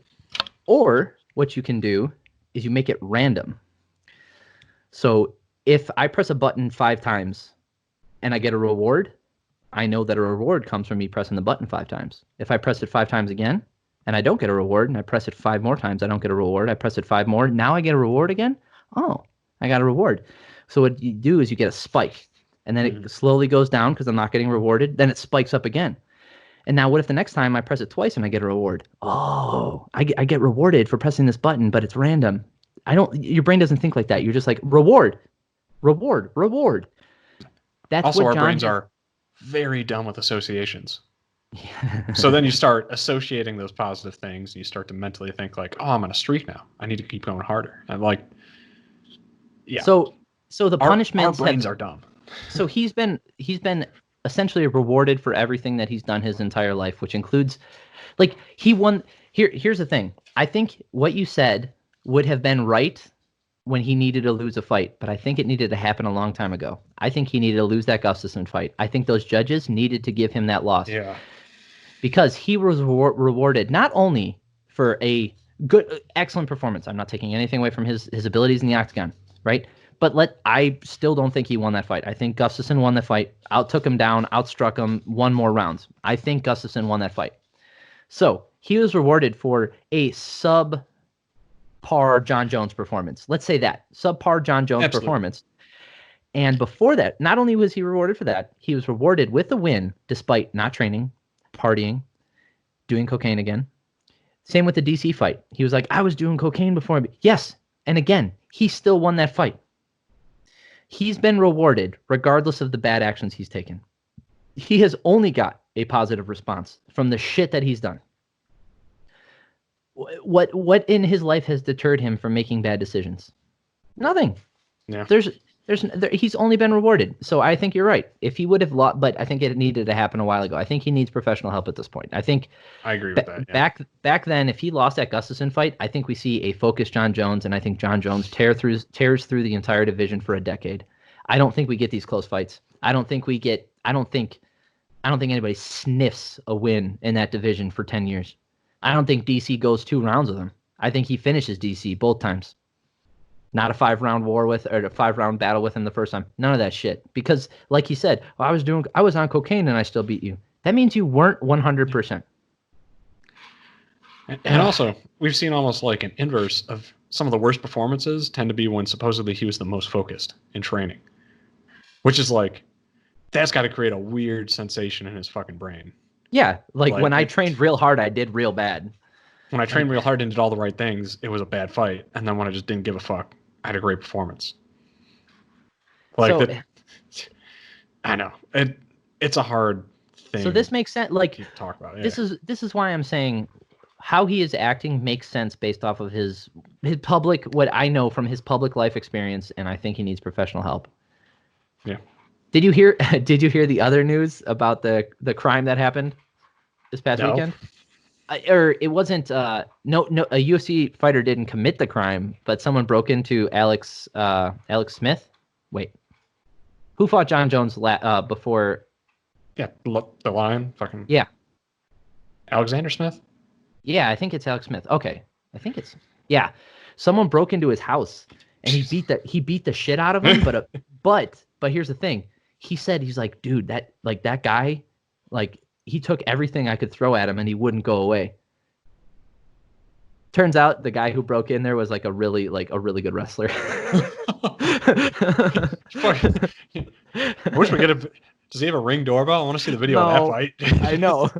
Yeah, someone broke into his house. If he just released that on YouTube, that would be amazing. Because everybody was like, how did Alex Smith not beat just kill this guy? And it's like, turns out like he's like a really good, like, he's trained in martial arts. So turns out Derek Lewis broke into his house. Like, man, it's totally out of character. I don't know what happened. All right. Like Robbie Lawler breaks into your house and you're just like, shit. Yeah. What do you do if Robbie Lawler breaks into your house? Did you just give him or stuff? Rory McDonald. If Rory McDonald breaks into your house and you're like, you might kill me. You might not stop. You might kill me or read me passages from the Bible. I'm not quite sure where you're at in your life. You might not stop. Rory McDonald, the most aggressive, like, witnesser, like in church history. He's just like breaking down doors. Have you heard Anthony Smith, Anthony Lionheart? You're right. Yep. Yeah, he's just Roy McDonald's breaking down doors. Have you heard the good news? Oh Jesus! Yes, him. The good news about Jesus. Oh man! Holy shit! Yeah, so that's some good news. I mean, it's interesting, not necessarily great news, but it's kind of fun. Fucking terrifying when O.J. Simpson broke into that apartment, whatever, to steal his shit back. Yeah, what the hell do you do then? Can you imagine if you were in a fucking apartment and O.J. Simpson breaks in? Like, you're like, I think at first I would be terrified immediately. You know, that initial flight or fight response, like someone breaks in, you're just like, oh, you're on edge. You're like, what do I do? And then I would immediately just be like, is that O.J. Simpson? Hey, what's up, man? And then I think the fear would set in, like, oh, O.J. Simpson, the guy who probably killed his ex-wife. Yep. It just broke into my house. Hey, what's going on? Do you need anything? Can I get you some coffee? Do you need me to leave? I'll leave. Yeah. Did you want my house? If you want the house, you can have. I don't like it that much. I mean, I got like some pictures and shit. You can have those too. I'll find a new house. This is your house. Do you need a minute? Just take a look around. I'll leave. I'll come back maybe a couple hours. How much time do you think you need? A week? Oh, that's plenty fine. I needed a vacation anyway. I'll get out. Enjoy. It'd be the most passive, passive home defense ever. Like if someone broke into my house and they had cauliflower ears, like it would give me pause for quite some time. Do you know what beats cauliflower ears? A gun. Yep. Yeah. I get it. No, I get that, and yes, like my house is we're fine. Yeah. But anyway, what else you got going on, man? What's some good news? Some happy stuff. I mean, workouts are going great. School's going good. Like I got plenty of good. Like 99% of my life is going great. Like it really is. I got no big problems. That's cool, man. That's good. Like in all reality, like yeah, there's a lot of inconveniences, but they're for a good reason. So like that's cool. I'm eating well. Things are going good. Have you noticed a lot of people like out walking with their families that you haven't seen before? Buttloads. Right? Like Isn't that cool? yeah, it's a little. It's caused the state parks in our state to get closed down, which is unfortunate. Yeah. We don't have that problem in Illinois. There's not a lot of state parks here. Yeah, but like, it was definitely noticeable for the little while that the state parks were open and everything was shut down.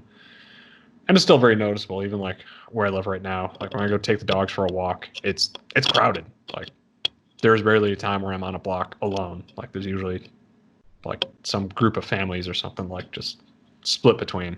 So yeah, and I'm not gonna downplay any loss that anybody has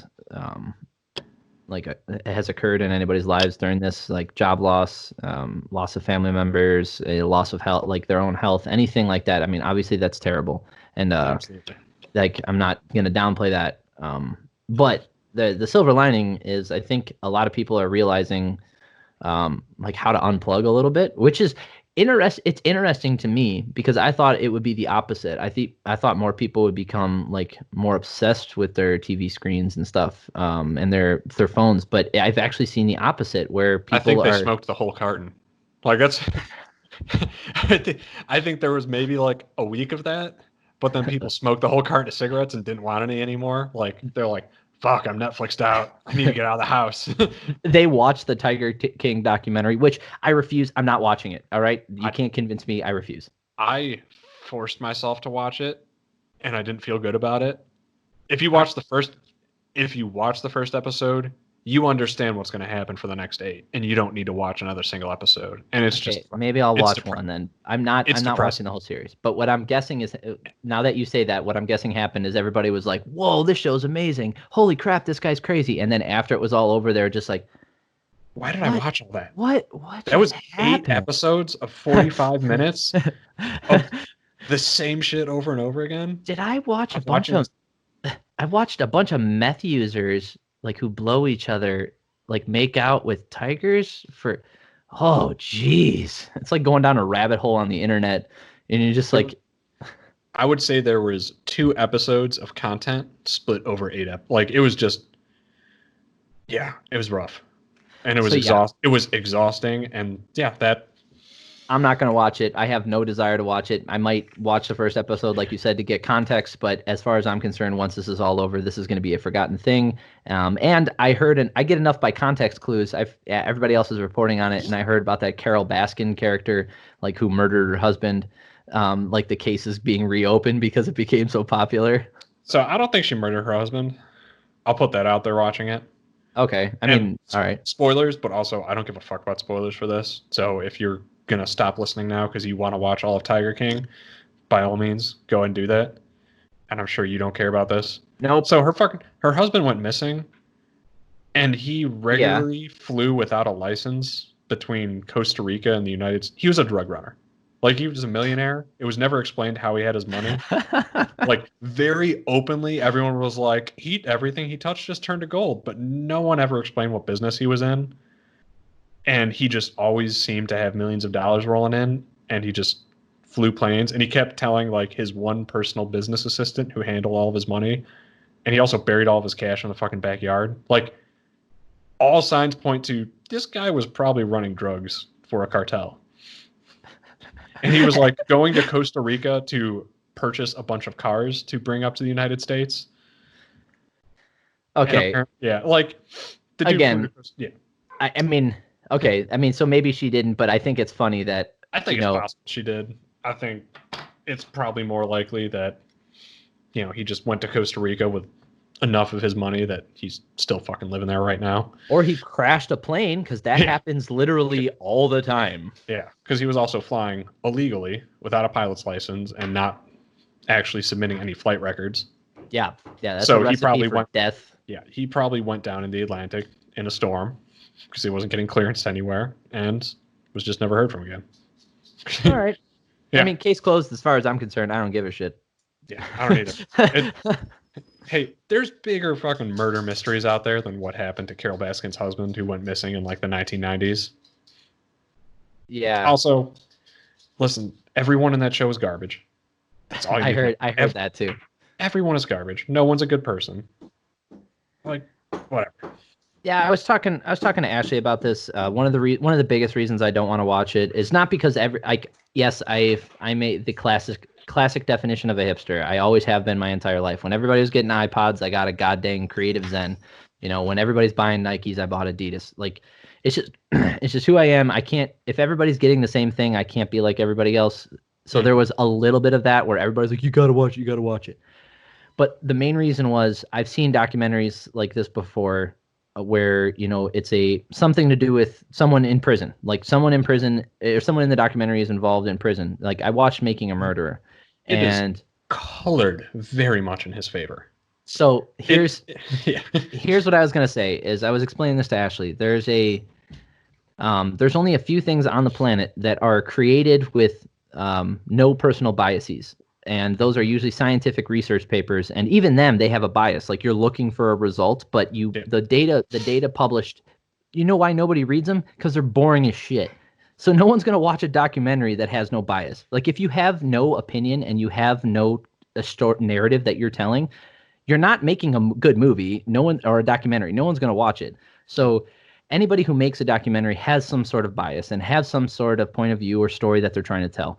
And one involving stuff like this and people using drugs, like it's extremely depressing for me, and I don't like watching it.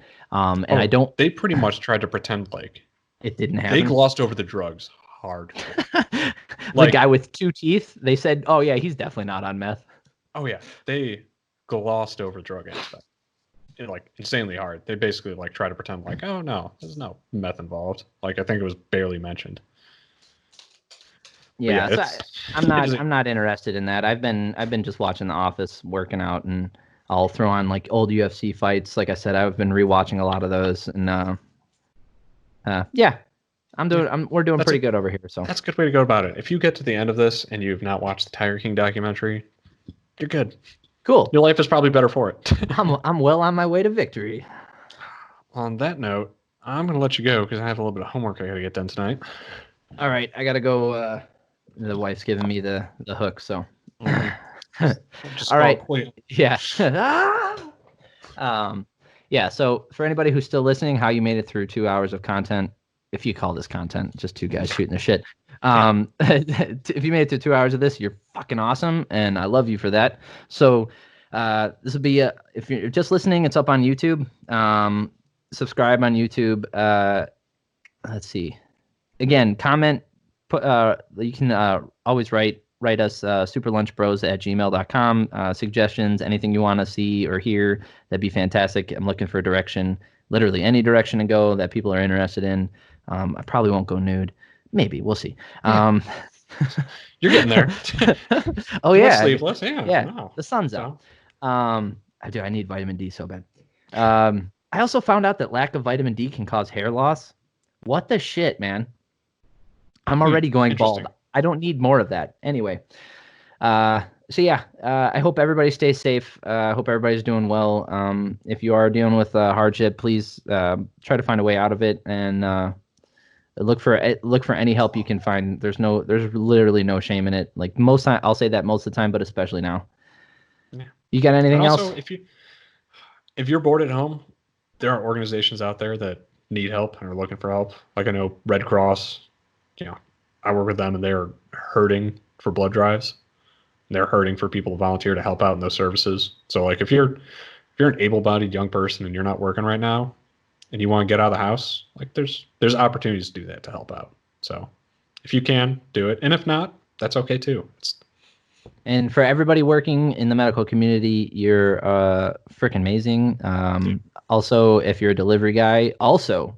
It's kind of like not necessarily unsung heroes, but they're putting themselves like. If you work in a grocery store, you're my fucking hero.